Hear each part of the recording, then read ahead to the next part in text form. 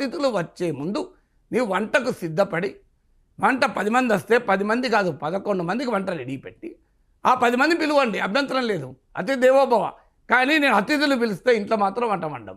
ఇప్పుడు మనం కూడా కొంతమంది బంధువులు ఇళ్ళకి పోతే ఉంటారు, క్యూరియాసిటీ, భోంచేసేళ్ళండి అంటే ఆడ స్టవ్ మీద కుక్కర పెట్టరు. అండ్ వాళ్ళని చూసి మనకు అర్థమవుతుంది వీళ్ళు ఏదో కాలక్షేపానికి అంటున్నారు, మనం తినాలి. ఓ పొరపాటున ఒకటి తింటా అంటే అప్పుడు వెళ్ళి కుక్కర్ పెడతారు. అంటే మనకు ఇంకా మళ్ళీ 3 గంటలు పడుతుంది. మన ఇళ్ళలో చాలామంది ఇళ్ళల్లో ఈ అనుభవం ఉంటుంది, కుక్కర్ కూడా పెట్టరు, భోంచేసేళ్ళండి అప్పుడే వెళ్తారా, భోంచేసేళ్ళండి అంటారు. ఎందుకు వాళ్ళకు కూడా తెలుసు వీళ్ళు తినడు అని వాడు అని. సో ఇప్పుడు ఏమంటున్నాడు చంద్రబాబు నాయుడు, భోంచేసేళ్ళండి అంటాడు కానీ కుక్కర్ పెట్టలే. సో భోంచేసి ఎట్లా వెళ్తారు కుక్కర్ పెట్టకపోతే?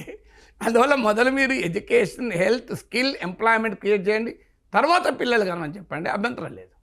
ఇప్పుడు చంద్రబాబు నాయుడుకు సూటి ప్రశ్న. నెలకు 10,000 సంపాదించుకునే ఫ్యామిలీస్ ఆంధ్రప్రదేశ్లో చాలా ఉన్నాయి. నెలకు 10,000 మించిన ఆదాయం లేదు. వాళ్ళకు ఒక్క బిడ్డ ఉన్నారు. చంద్రబాబు నాయుడు నలుగురిని కనమంటున్నాడు. నలుగురిని కంటే ఆ కుటుంబం హాయిగా ఉంటుందా? ఆ నలుగురికి చదువు చెప్పించగలుగుతారా? ఆ నలుగురికి పౌష్టికాహారం పెట్టగలుగుతారా? ఆ నలుగురికి ఉద్యోగం ఇప్పించగలుగుతారా? ఆ నలుగురికి ఆరోగ్యాన్ని ఇవ్వగలరా? ఎంతమంది ఉంటే అంతమందికి సింపుల్. ఎంతమంది ఉంటే అంతమంది కాదు. డబ్బున్న వాడుకుంటే ఏం ప్రాబ్లం లేదు. డబ్బున్న నాకు 2 పిల్లలు, నాకు ఇంకో 2 ఉన్నా నేను పోషించగలుగుతాను. నేను యూనివర్సిటీ ప్రొఫెసరు, నాకు ఆదాయం ఉంది కనుక. నాకన్నా ఒక 1000 కోట్ల పారిశ్రామికవేత్త ఉంటాడు, 5,000 కోట్ల, 3,000 కోట్ల, 2,000 కోట్ల రాజకీయ నాయకులు పారిశ్రామికవేత్తలు ఉన్నారు. వాళ్ళకి 20 మంది కాదు 30 మంది ఉన్నా ఉంటారు. ఇప్పుడు ఇలాన్ మస్క్ 18 మంది, మొన్న లేటెస్ట్గా 19th చైల్డ్లో పుట్టాడు. సో ఇలాన్ మస్క్ ప్రాబ్లం లేదు. 19 ఏంది, 190 మంది పిల్లలు ఉన్నా కూడా ఇలాన్ మస్క్ పెంచగలుగుతాడు. ఎందుకంటే స్పేస్ ఎక్స్లు, టెస్లాలు ఉన్నాయి కదా. సో అసలు ఆ కాన్సెప్ట్ చంద్రబాబు నాయుడు చెప్తున్నది థియరీ కరెక్ట్. ఎందుకంటే ఆయన చెప్తున్న దాంట్లో పాయింట్ ఉంది. ఏంటి ఆ పాయింట్ అంటే replacement level total fertility rate, సంపూర్ణ సంతాన సాఫల్య రేటు అంటారు. అంటే ఎవరేజ్న ఒక కపుల్ ఎంతమంది పిల్లల్ని కనవచ్చు అని.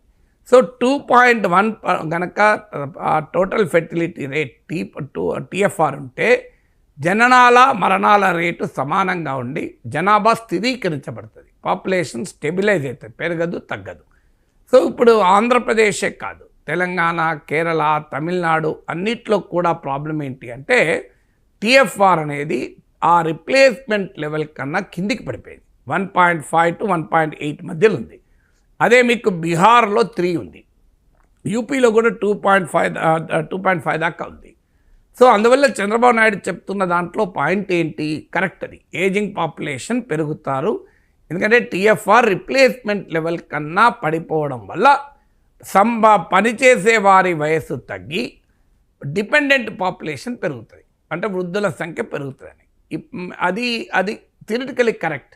కానీ అదే సమయంలో అలా అని చెప్పి జనాభా పెంచుకుంటూ పోతే ఏం జరుగుతుంది అంటే దుర్భరంగా ఉంటుంది జీవితాలు. నేను అదే చెప్పింది. ఇప్పుడు 10,000 ఆదాయం ఉన్న ఆంధ్రప్రదేశ్లో ఒక కుటుంబానికి 4 పిల్లలు కనండి అని చంద్రబాబు నాయుడు చెబితే ఆ 4 బాధ్యతను ఎవరు పోషిస్తారు? ఆ 4 తమ కాళ్ళపైన తాము నిలబడలేనప్పుడు ఆ 4కి మా తల్లికి వందనం ఇవ్వగలుగుతాడా చంద్రబాబు నాయుడు? 4కి ఆరోగ్యశ్రీ ఇవ్వాలి. మరి ఇంతమంది భార్యలు ఇచ్చినా కూడా ఇంకా 4 పోషించలేరే. అందువల్ల జనాభా డైనమిక్స్, పాపులేషన్ మేనేజ్మెంట్ ముందు మాట్లాడే ముందు ఈ పాపులేషన్ను, as India is enjoying a demographic dividend. ఇప్పుడు మన దేశంలో 42 కోట్ల మంది యువత ఉన్నారు. మన మీడియన్ ఏజ్ 28 years దాకా ఉంది. సో ఇండియాలో 15 to 29 years వయసున్న వాళ్ళు 29%. ఇండియాలో మీకు 15 to 65 వర్కింగ్ ఏజ్ పాపులేషన్ 68%. దీన్నే డెమోగ్రఫిక్ డివిడెండ్ అంటారు. డెమోగ్రఫిక్ డివిడెండ్ అంటే పనిచేసే వారి సంఖ్య ఆధారపడుతున్న వారికన్నా ఎక్కువ ఉండాలి. ఎందుకంటే జనాభాలో కానీ, ఒక సమాజంలో కానీ, ఒక కుటుంబంలో కానీ ఆధారపడేవారు ఉంటారు, పిల్లలు, వృద్ధులు. పనిచేసే వాళ్ళు ఉంటారు, మిగతా వాళ్ళందరూ. సో పనిచేసే వాళ్ళు ఆధారపడే వాళ్ళకన్నా, అంటే working age population should be higher than the dependent population.